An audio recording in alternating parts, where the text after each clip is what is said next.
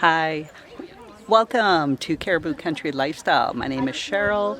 I am actually on a tour of a greenhouse. This greenhouse is in Horsefly, British Columbia, and it's about an hour away from where I live. And I joined a gardeners club about, well, it was the beginning of March was the first time I went. We meet once a month, and as being a member of the Gardeners Club, we had the great opportunity to go on a tour of Frank's greenhouse. So what I was just gonna, you know, I was just gonna share what's involved for me to get this going, because I'd like to talk about hardening off and cool loving and warm loving plants and all that stuff. But you guys know how to do that in your own environments. This is a little unique because I'm running a garden center. I'm not a gardener here. I'm not gardening. I'm preparing plants for you guys. So it's just a little bit more of a game for me. So yeah, when I'm planning out my year, it starts with the fact that I don't want to heat this greenhouse till at least mid-March. I used to be so gung-ho planting kale and spinach and stuff in January and February, and then yeah, I had a salad in mid-March, but it was the price of caviar because I went through 3 cords of wood for it, and got up in the middle of the night. So I've gotten smarter and a little more patient, and so I start seeding pansies and onions and stuff in February, but really I open this up in mid-March. So then the challenges begin, because when I go to the coast, I pick up all my plastic supplies, but I also bring some starter plants. But I always also stop at a garden center there and pick up things that I just can't grow, like the non-stop begonias or some bananas or tropical things. So now I'm showing up here in mid-March with tropical stuff, and so I have to strategize how to make that work. And the very first thing I do is I just partition off 30 feet of the greenhouse, so I only have to heat a little bit of it. And I do that as long as I can while we're transplanting plants and getting set up. But that honestly only lasts for about a week, because then I'm out of room. And already by that time we've already transplanted all our proven winners basket stuffers, and I don't have room. I'm laying them on the floor. I don't know, just stacking them. I don't know, just putting them wherever I can. So then I move the curtain, and that would be beginning of April or first week of April, and that's when I get really scared because now I have a really big space. I only have 2 wood stoves, and they're both on this end. So I have big fans that are quite strong to circulate the warm air. Thankfully, I have a very supportive family, so I've got a sister-in-law that comes here at 9:30 to feed the fire, a son that does it at 11, and Carla and I, whoever gets up first, has to pee. Stumbles out here, yeah. And then we have a whiteboard by our door, and we write down, 12:30 or whatever. The next person stumbles up at 1 o'clock. Oh, someone was so great, I'm going back to bed. But if it's been 2 hours, well, okay, well then you stumble out here and throw some wood on the fire. And even with keeping these stoves going pretty hot, I can keep this front end at maybe 7 to 10 degrees, but the back is right at 0. Really? And then I'm talking tomatoes, that's why I do try to hold back those things. But I also can't grow my brassicas that early because they'll just be too far ahead. So I really have to look at what are all the things that I'm doing, and which ones should I plant first. So I kind of start with the onions because they're slow, but also they can hold and they can sit and they're forgiving. So they might be the ones that go to the back of the greenhouse. Pansies, nice cold, they can handle the cold, right? Pansies, snapdragons, marigolds. I'll start them next because I don't want stuff growing too fast either, because otherwise it's going to struggle in the little pots throughout April while I'm waiting for you guys to show up. Also, we only have the one greenhouse, and we also, it's just a couple of us doing the work. I have workers, but they're neither temporary nor foreign. One of them's my wife and one of them's Bonnie. And so with this many plants, like Bonnie handled every single plant that you see here has gone through her hands, possibly a couple times, seeding it, then transplanting it. You know, so if we had a crew, we could maybe just do a big blitz and do everything in mid-March or whatever and have it all full, but that's just not the reality. The reality is we just go every day and do as much as we can, and then it slowly fills up. So once I have everything, you know, once it's got an actual plant, go Kathy, go.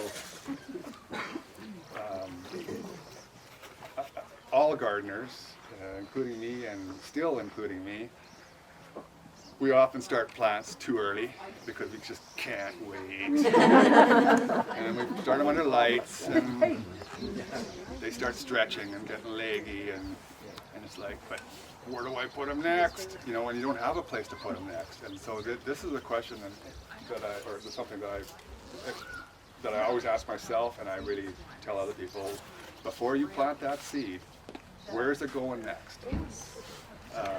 Because if you don't have a place for it to go in a week and a half, it's going to stretch and get long and leggy, and then by the time, you know, you might have a tomato plant that's big in March or April, but it's going to struggle to transplant out to your garden or greenhouse. So I do have a couple of zones. I have a propagation. I have a propagation area under the lights that's got bottom heat. So, but if it's something like a cabbage or broccoli or anything in the cabbage family, when that seed cracks and it pops up, the first day I get it off the heat. I don't leave it there. But I have another bright light with no bottom heat, so that it'll grow, but it's going to stay more compact. It's not going to stretch as much. I don't care if it's April, I don't care if it was -7 overnight. If at 11 o'clock in the morning it's +1 and it's bright sunshine, I'll carry my plants outside onto my little pond over there, and I'll just leave them out in the wind. Not for a long time, but it just an hour. The wind sends a hormonal signal to the plants to thicken up the stem, you know, and so even if I don't have a proper place for it to go, I can at least harden up the plant, make it stronger, so that when it does go out, it's happier, it's stronger, whatever, it survives. You know, that doesn't always work. Sometimes I just don't have room. So what I am going to show you, I mean, once I let you in here, I know it's pretty hard for me to talk to you all, but I'll just point out that I do have a fan at the back,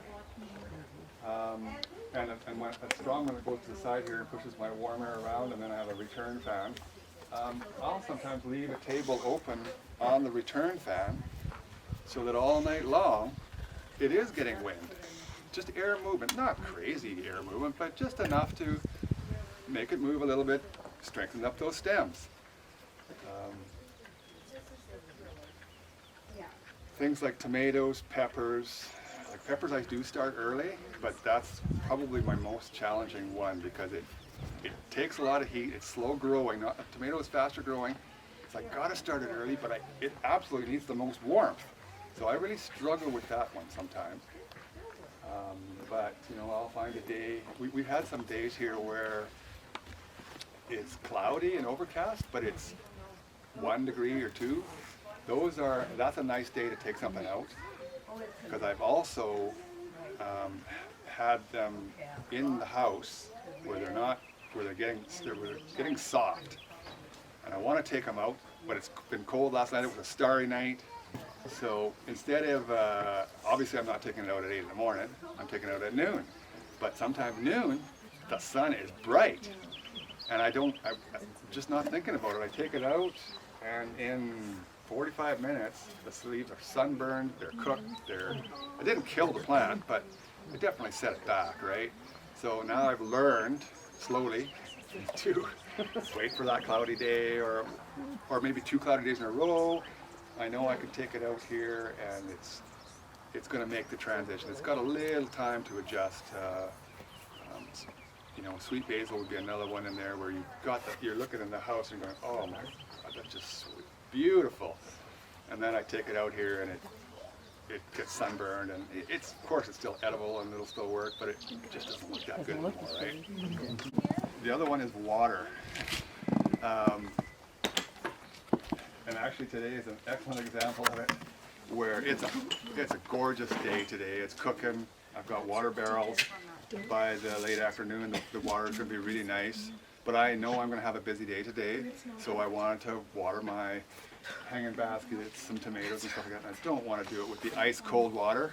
So I've got my wood stove going, and I'm heating water on top of there with the door open. And it sort of seems like a bit of a waste of energy, but you know, first thing in the morning the water in the barrels is cold, so I'm just heating it up warm enough so it won't shock my tender loving plants. And yeah, got the door wide open and the sides rolled up, but I still got a stove going in there. It seems a bit nuts, but those are just some of the tricks that I'm trying to make it as happy as possible for the plants. And yeah, and the same thing as I said, from the propagation room, taking stuff out, you know, the cabbage plants and the broccoli, cauliflower, all that whole family. As I'm darting around here, you know, I might take a half a dozen when I'm out and just leave them out here to get blown around. I don't like moving plants unnecessarily because it's just energy, it takes more work, but sometimes it's just a thing to do, right? I have a question about the shade cloth. I noticed yours is black. Yes. And I have a lot of Rime I use in the Yes. spring and stuff to Yes. protect my stuff from frost, but Yes. could I hang it up in my greenhouse? Yes. Would that be enough to give it a bit of shade? Or not really? Absolutely.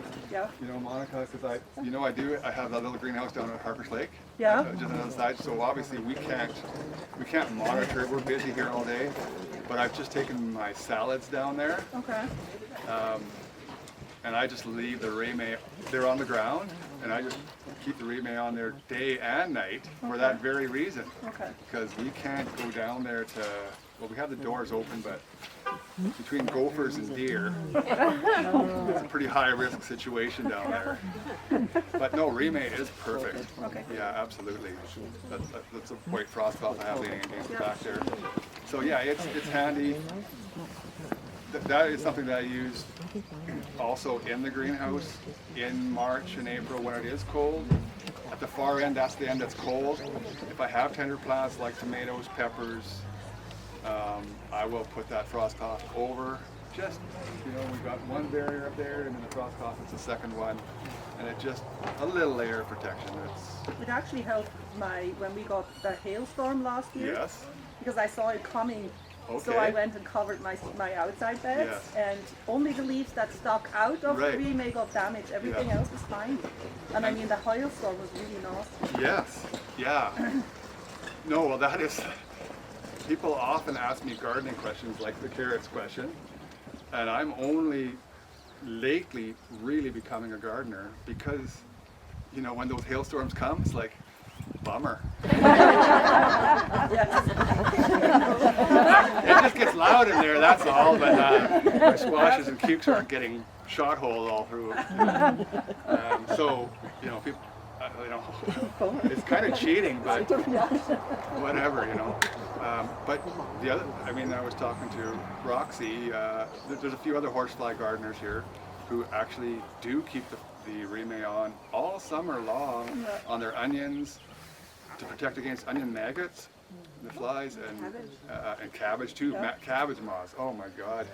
You know, it's so discouraging when you have taken your steps all the way and you actually watch your broccoli or cabbage or kale growing beautifully, and then it's just getting chomped on by midsummer, right? It's Is really, it enough just to drape that cloth over top of those? 'Cause we have those last year. Our cabbage and broccoli were full of them. yeah. Or do you 'cause, actually have to make it so the bugs can't Well, get under it? you know, if they can get at it, they will. But a cabbage moth, they're not as sneaky as a rodent. Like, they're not Yeah. going to go looking for the cracks to get in. By the way, Nope. this back table over here, it's just some stuff that I don't use, and I'm going to throw it out. But one of it is these moss basket frames. I have a pile of them. And I was thinking that in the garden setting, you could just set that and then just set that over your plants, and then just drape the frost cloth over it. Some starter trays and those skinny trays I That never stepping use. stone is yours. Thank you.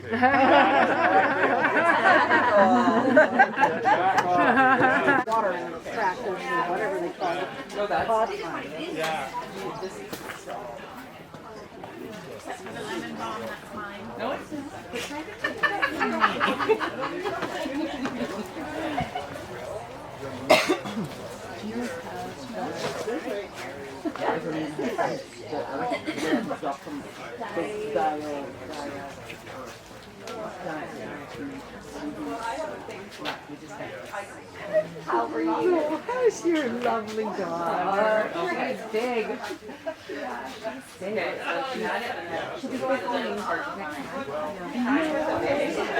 Actually, that makes sense maybe because I was thinking about Laura the other day, thinking, oh yeah, that's my 3 year retirement, and I've been retired 15 years, so we jumped right into that. So I came out here.